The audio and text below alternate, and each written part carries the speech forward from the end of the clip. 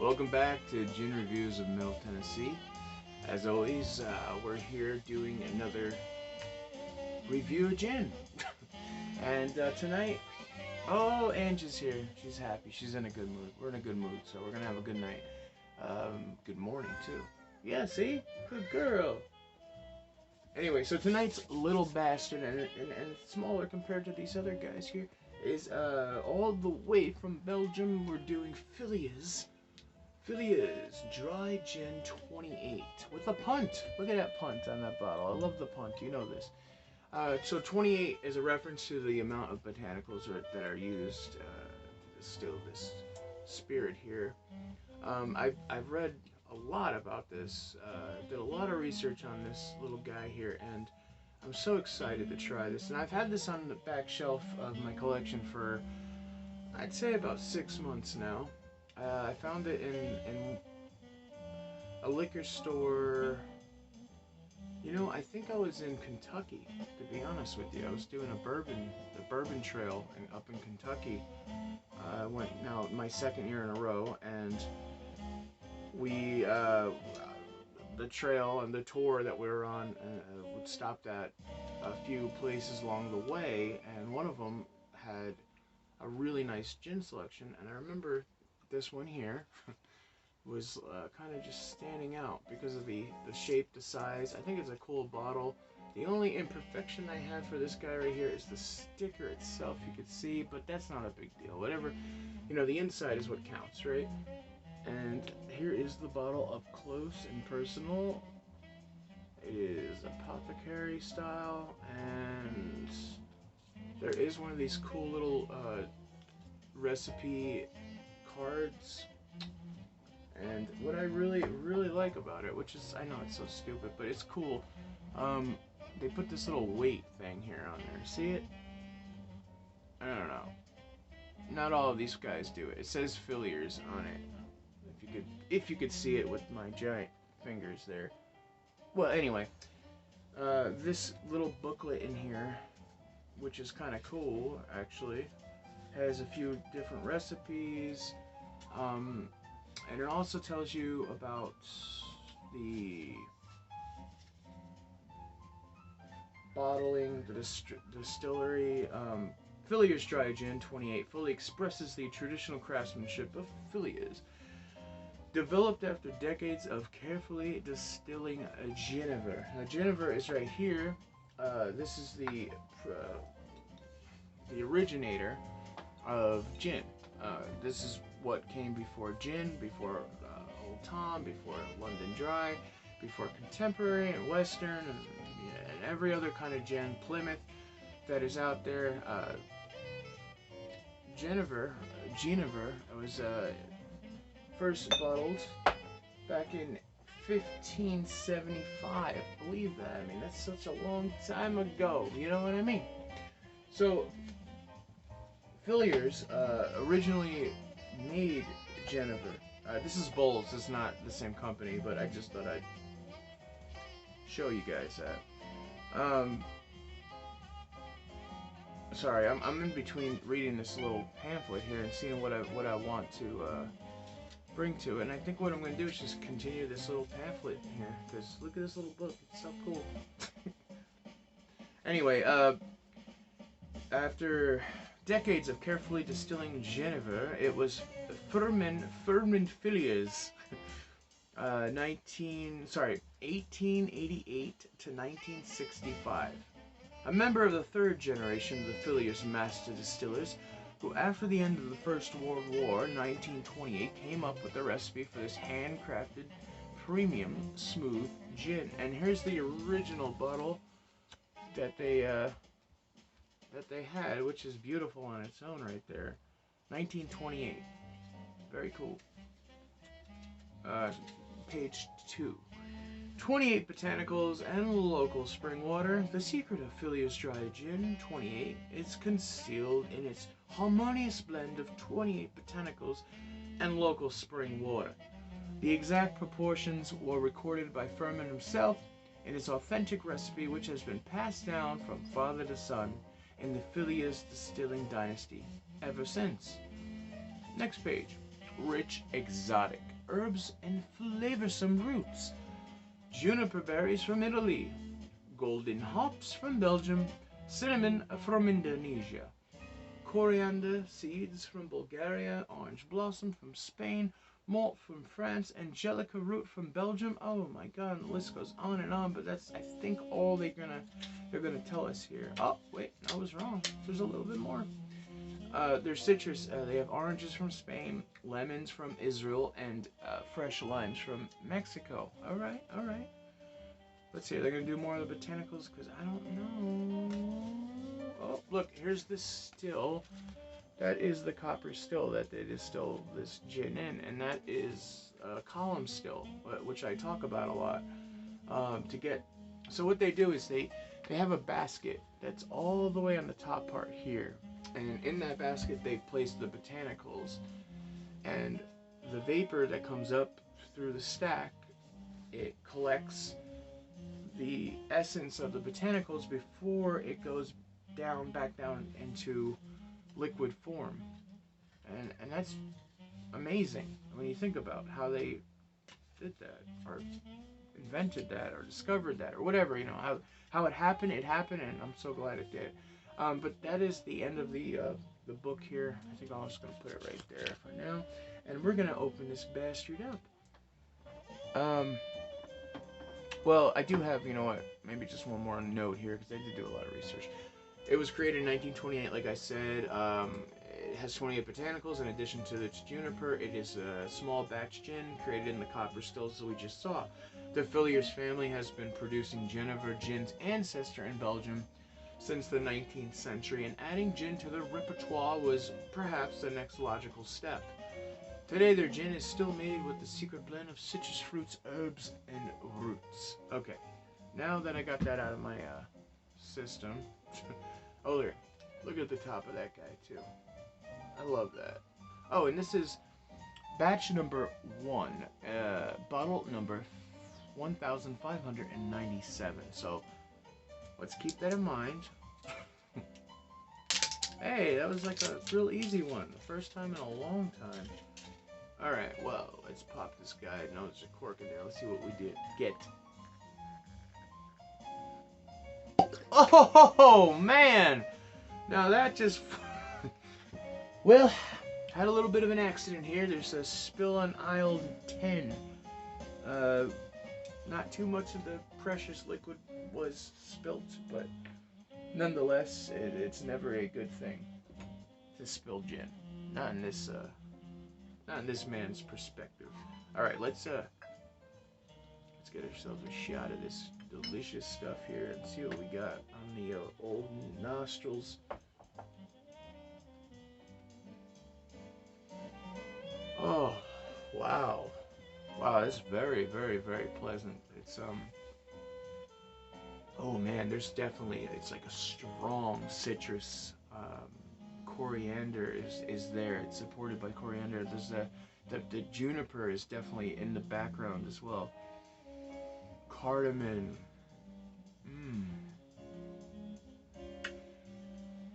It's very, it's different. It's on the nose. It's different than most London dries, which is what this is. This is the classic London dry style. There's a sweetness to it though. That's almost like a candy. It's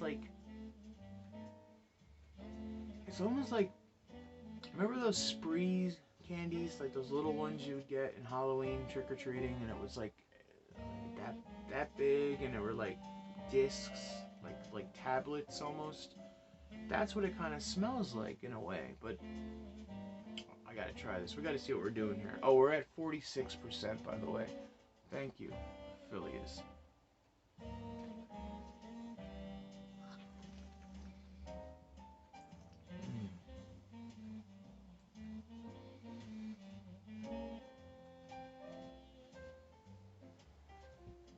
Oh my god. Why did I wait so long? There's a lot. Clean. Crisp. Burn. now, traveling burn now. It's traveling slow, making its way down. Okay, so I'm definitely picking up the cardamom, the coriander, the juniper for sure is there. I mean, it's pronounced, and I love that. I love it when there's a gin that has pronounced juniper. I mean, we're going back to a Beefeater or a Tanqueray. Tanqueray, by the way, that's the way to pronounce it. All you Tanqueray people out there. Uh, it's slightly sweeter on the back end than on the front. That smell of the spree smell I had before of the candy, it's not anywhere near what I thought that was going to translate to. So that's great, because there are a few gins out there. I'm looking on this way because I know I have a bottle in the end. It's Brockner's, which almost tastes like they took sour Skittles and they put it in a juicer, and pretty much, I mean, if you want a really, really over the top sweet candy essence gin, get Brockner's. I can't even pronounce it, but it was okay. It's not the... Anyway, we're going back to Filliers here. Filliers is where we're at. Again, 46%, and yeah, it's not anything wrong. I mean, seriously, I probably could just sip this neat, maybe on the rocks, maybe with just a little bit of water to open it up. You know what? Let's try that here. I have a glass, and I have ice.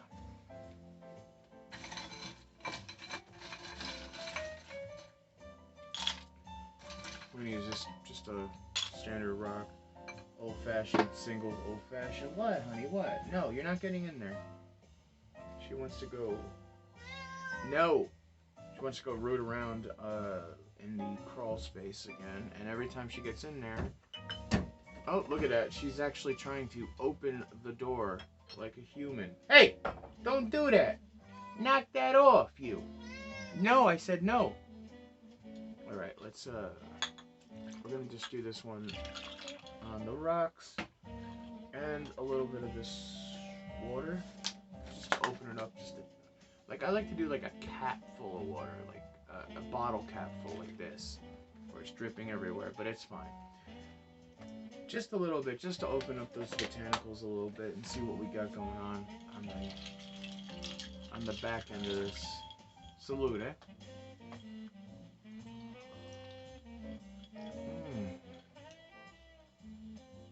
It's amazing what a little ice and just a splash of water can do to a gin. Oh wow. It brings the botanical notes out further, like it stretches them. And this is delicious. I know, honey. This is delicious. I definitely could see me just doing this, you know, maybe just a little bit of lime. Probably don't need it though, because there's a lot of citrus going on in this guy. Alright, so last but not least, let's do, look at this guy right here. I got a goblet of destiny. I got more ice. I'm gonna fill this up almost, well, as far as the ice will let me. Perfect. Let's waste not want not, right? Let's just put this guy right back in here, into the big boy, and what I'm gonna do is actually add another shot on top, because why not? It's been one of those weeks. I don't know. It's been a while, but I feel like I'm coming out of this winter slump here in Tennessee, in Middle Tennessee. It's very strange here. You know, it's April. It's April, what, 23rd now? And I have my heater on still. I mean, come on, Tennessee. What the hell are you doing? We're in the South here, I thought. Alright. Well, of course we're going to do the old standard, the old saluting Tree of Fever. Alright. see if you could see what I could see here, the effervescence of life. Oh, I love that.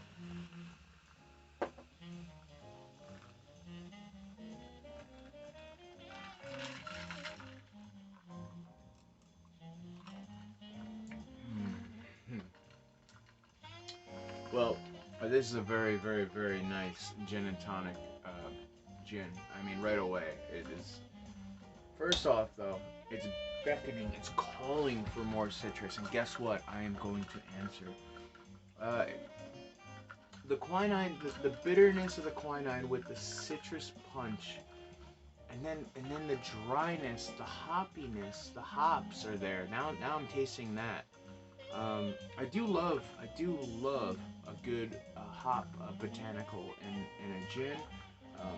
There's actually there's a gin that uses nothing but. It's a brewery, and they made a distillery onto the brewery, and so that when they make their gin, that's their base. Is they're using the wheat that they use for the beer, and then the hops is a botanical in it, and we'll have to do a review on that because it is definitely worth your time, my time, watching and reviewing. Anyway, so let's go ahead and put a Mexican lime in there, and then also I have a Mininello. It's a tangerine navel orange. This is what it looks like, and then juicy as all hell, sweet too, beautifully sweet. I mean, if you see them in your grocery store, pick up a bag of these, pick up one or two. It's worth it. But we're gonna put the juice and the rind and everything else right into that. Also, I have a lemon here. You know, we gotta have lemon. I mean, we're gonna have lime. We're gonna do everything. We're gonna do the whole, the holy four quattro, I guess. Grapefruit, down from Fort Pierce, Florida. Oh, gotta love that. I mean, I do. I am. If you've watched this channel and you've seen all the way through to what is it now? We're on 48, number 48 here. You'll see I have quite a fondness for the old grapefruit and the tonic and gin, don't I? All right, let's do this guy proper style.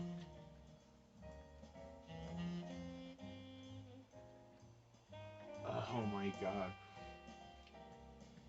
this is one of the nicest, one of the most smooth, tropical almost gin and tonics I've had in a long time. In fact, I like to bring out this every once in a while. I could see myself on a beach, down in Palm Beach somewhere, or maybe down in Miami, I don't know. No, let's do a little better. Let's go to the West Coast, okay? And we're on Sanibel Island. We're over there in over Tampa. We can do Tampa. We can do Fort Myers. Fort Myers sounds nice. Me and the ex-missus, we used to go. We would drive from West Palm Beach, where we lived, over to Fort Myers just to have dinner and watch the sunset. You know, back when I was romantic and stuff, and I had a heart before she crushed it and took everything. Anyway, wow, as me, I know.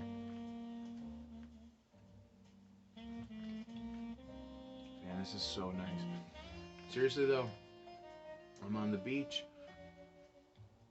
I'm in a Adirondack style chair, laying back, tilted, and I could see the dolphins jumping out of the water as I am sipping on this amazing beverage, this quintessential summertime, which is coming up soon, cocktail, beach cocktail, let's say.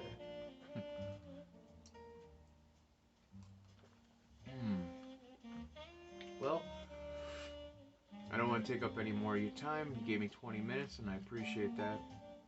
So I will go out on a high note here, from me to you to me, and to everyone else out here in Middle Tennessee.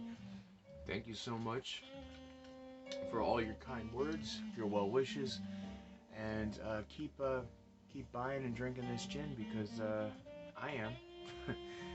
And have a salute, have a glass on me, huh? Oh, tell me what you think, by the way, too. I'd love to hear your comments. I always love to respond to some very nice comments out there. I appreciate it, peoples. All right, well, like I said already, the whole outro. So, ciao. Have a good night, and I'll see you next time on this amazing channel of ours.